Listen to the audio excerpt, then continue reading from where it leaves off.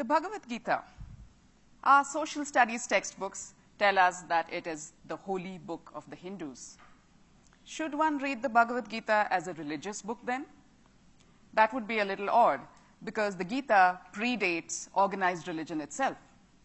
It was written 500 years before Jesus Christ, 1,000 years before Muhammad the Prophet, and over 2,000 years before Hinduism itself was a thing.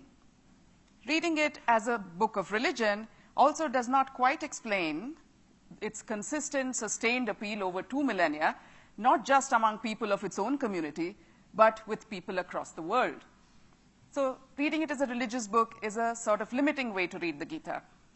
What then is the secret of this? What is the magic of this slim volume of poetry? What is it about this age-old conversation between two best friends called Krishna and Arjuna that make people return to it generation after generation, return to its shining moral compass for guidance whenever they are beset by despair or doubt? Here's the secret. The Gita's strength lies in the fact that it concerns itself not just with the metaphysical, but with the very physical. Not just with the otherworldly, but with the very worldly. Not just with the afterlife, but with life itself. So what are the alternative ways to read the Gita then, if not just as a holy book? Let's see. So the Mahabharata, as most of you know, is one of the two great epics of India, and the Gita is part of it. So the whole story is centered around a great war, one that is fought between two sets of cousins. On the one side are the Pandavas, who are upright, noble, righteous. On the other side are the Kauravas, who are not. Now, the only two characters that we are going to concern ourselves with today are the Pandava prince Arjuna, who is the greatest archer in the world, and his friend and mentor Krishna, who is his designated charioteer during the war. Now, the war is about to begin when our hero Arjuna loses his nerve. The sudden realization that he is about to destroy half of his closest family strikes him like a thunderbolt, and sick with despair, he lays down arms and turns to his friend Krishna for guidance. The two of them have a conversation, and we know that conversation today as the Bhagavad Gita. Now, during the course of this conversation, there's plenty of dissent and disagreement. Krishna harangues Arjuna, even heckles him at times. Arjuna argues, challenges, questions Krishna. But through all of this, neither of them is ever offensive, needlessly aggressive, or confrontationist, which makes the Gita a primer on the art of civilized debate, one that should be essential reading for everyone, particularly Indian television panelists. Now, the Mahabharata, not the Mahabharata, the Gita, during this conversation, what do these two talk about? Essentially, it's Krishna speaking, and he's telling Arjuna why he should stand up, pick up his bow, and fight. He's telling him that if he doesn't do that, he would be failing in his duty as a warrior, a king, a leader of men, an upholder of truth and justice, and so on. So this is a difficult conversation for Krishna because he is his friend and he's very depressed. But Krishna does not pull his punches. He does not hesitate to call out Arjuna's weaknesses. He does not hesitate to dismiss his excuses. He chides him for his non-warrior-like behavior. But he does all of this with great compassion and understanding. And he stands patient and steadfast by Arjuna's side while he works through his confusion. He uses every trick in the book to get through to Arjuna. He's sometimes hectoring, sometimes sweetly reassuring, sometimes he's devious, sometimes he's frankly overwhelming. And finally, when he has Arjuna's attention, he presents to him options, recommendations, advice, but he respects his friend enough to let him make the decision in the very end about whether he wants to fight or not. What is the Gita then but a handy manual in the best practices in friendship? Now, any skill can be mastered through practice, practice, practice. If you're disciplined enough to do a thing over and over again, then that thing, that skill, will become second nature, part of muscle memory, a habit. The Gita says that even picking the right action and doing the right thing is a habit. And we all know that habits developed in childhood are the hardest to break. And that is why the Gita is also a book for children, the essential companion volume to growing up. The Gita tells us that the most important battles are those that not those that we fight with others, but those that we fight with ourselves. The enemy, the Kaurava, is not the person outside. He is inside us. He is our own doubts and fears and insecurities, our own irrational loves and hates. Sure, they all feel like family because you've lived with them for so long. The trick is to identify them for what they are and then vanquish them ruthlessly. The Gita is therefore a treatise on the art of real war. Why are we Indians the way we are? Blame it on the Gita. The Gita tells us that we should not fret about things that we cannot control. Perhaps that's why Indians are so comfortable when things don't go according to plan. Chalta hai. The Gita tells us that there are 1 million different routes to nirvana and that no one route is superior to any other.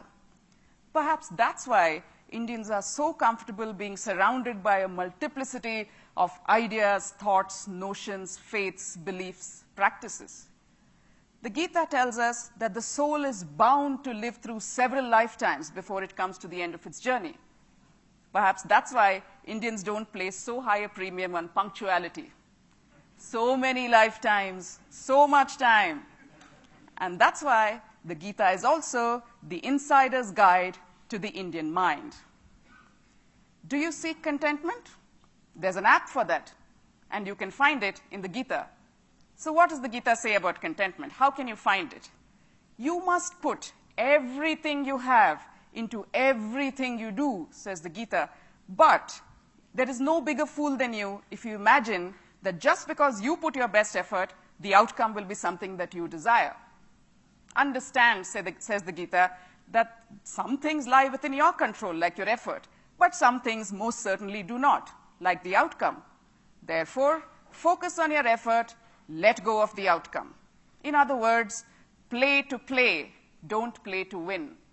If that doesn't make the Gita a killer app for contentment, I don't know what does.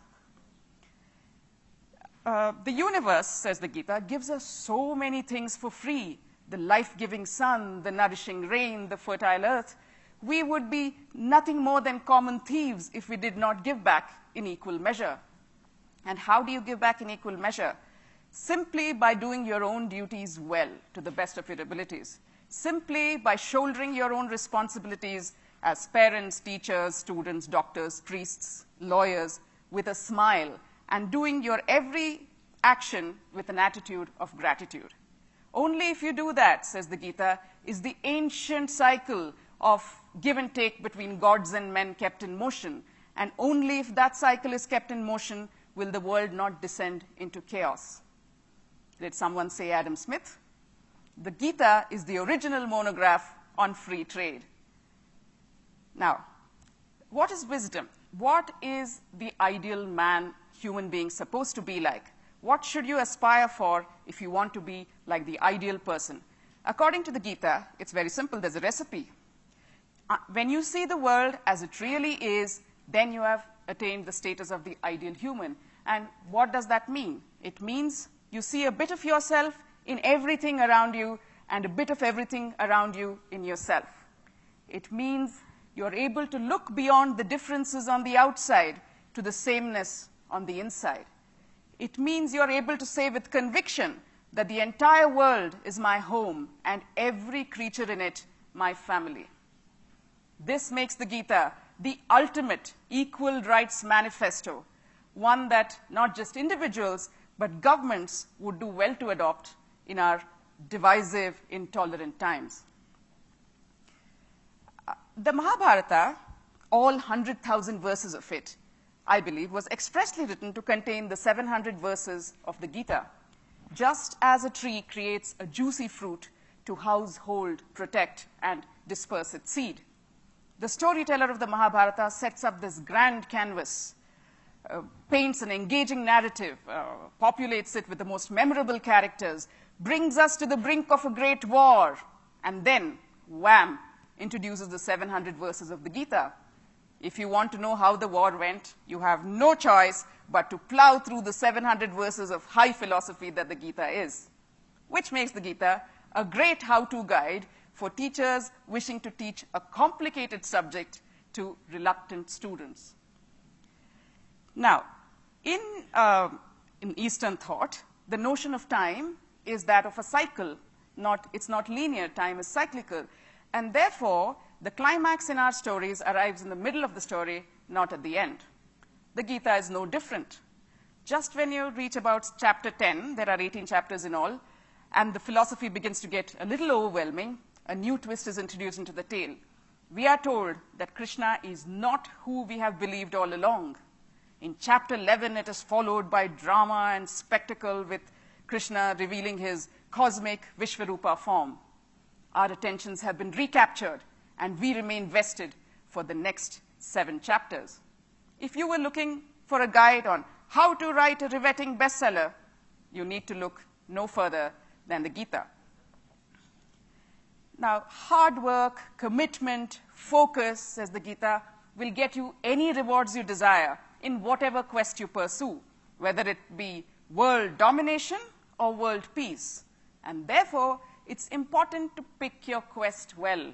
Why would you waste your time, effort, and energy pursuing rewards that are transient, like money, power, fame, success? Instead, go after the more lasting rewards. Spend your time and energy chasing peace and contentment. You see, the Gita is also a cautionary tale, which might have been titled, "Be careful what you wish for." Now, one of the very worldly topics that the Gita touches upon is the subject of food. It actually gives you a diet plan for life. And it tells you what kind of food you should be eating. And those recommendations don't differ very much from a modern nutritionist's. So what kind of food should you eat? The Gita says you should eat food that is fresh, which is juicy, which means fresh, tender, and unprocessed. It says you must eat food that is nourishing, which means clearly junk food is out. And it says that you must eat food that is agreeable. Wait, there's a rider, not just agreeable to the palate, but agreeable to the system. Okay? And what is the worst kind of thing you can do to your bodies? Let's listen to Krishna on this. Those who commit acts of violence on their bodies, denying themselves food and water, confusing self-torture with faith and devotion, they are truly misguided. You see why you should ditch that crash diet and that extreme exercise regimen? They were discredited even in 500 BC, which makes the Gita a great nutrition guide, which could have been subtitled, "Don't lose your mind, lose your diet." The Gita tells the story of a great tree with its roots in the heavens and its branches on the ground. So thick do these branches grow on the ground, so deeply embedded are they in the earth, that we get deluded. We begin to think that the source of sustenance of the tree is the earth itself. We chase after the low-hanging fruit without seeking the source of their sweetness, which is that great trunk rising to the sky. Don't do that, says the Gita. Keep your focus on the great trunk rising to the sky, and once you find it, hold on tight. Does that mean then that the Gita should be on every conservationist bookshelf because it's the original tree hugger's handbook? Now, the Gita also says happiness comes from being true to your nature. So if you have to find a job that is true to your nature, you first have to know what your nature is, says the Gita, and be involved in doing things that are true to your nature. So what kind of nature? The Gita says, if you're the sort of person who likes to think deep thoughts in splendid isolation, maybe you should do that kind of job. What would those jobs be today? Maybe a scientist, a writer, an artist. If it's the heat and dust of the battlefield that excite you, do that kind of job. Maybe that means be a lawyer, an activist, a politician. If the hubbub of the marketplace is what excites you, then you could do something in that direction. So that could be a stockbroker, a banker, a merchant, an entrepreneur. And if your nature is the kind that likes to be a cog in the wheel, then find a job that affords you that luxury. The Gita is an aptitude test and a sage and supportive career guide. Now, through this entire conversation, Krishna addresses Arjuna by over 20 different names, including Bharata, Sabyasachi, Dhananjaya, and Partha. And Arjuna uses over 40 names to address Krishna, which include Ananta, Achyuta, Madhava, Madhusudana, Janardana, Purushottama, Hrishikesha, and so on. What does this make the Gita? A great resource for new parents of baby boys, because the Gita is also the Indian book of baby names. So the Gita says a lot about action, and one of the things it says about action is that every action has consequences. And those consequences will come back and bite you and your children in ways so devious that you can never expect to be prepared for them. Therefore, choose your actions. Think before you act.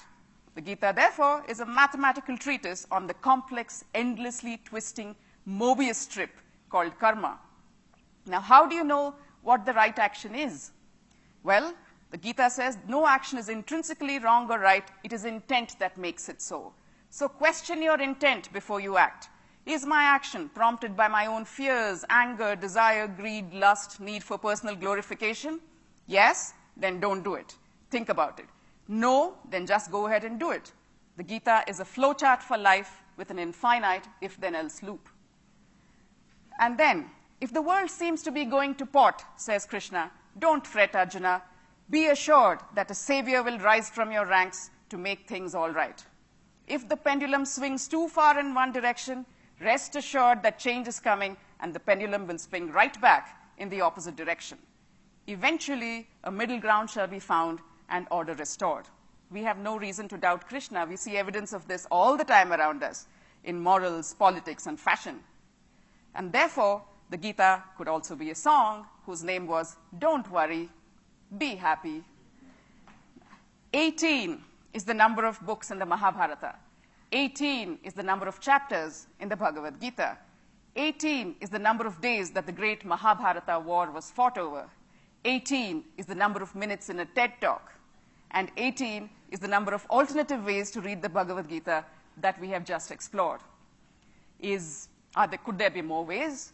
To answer that, let's go back to India's Book of Answers, the Gita itself. In it, Krishna tells Arjuna, what I have revealed thus far is but a fraction of my infinite glory. That, ladies and gentlemen, could well be the Gita speaking. Thank you very much.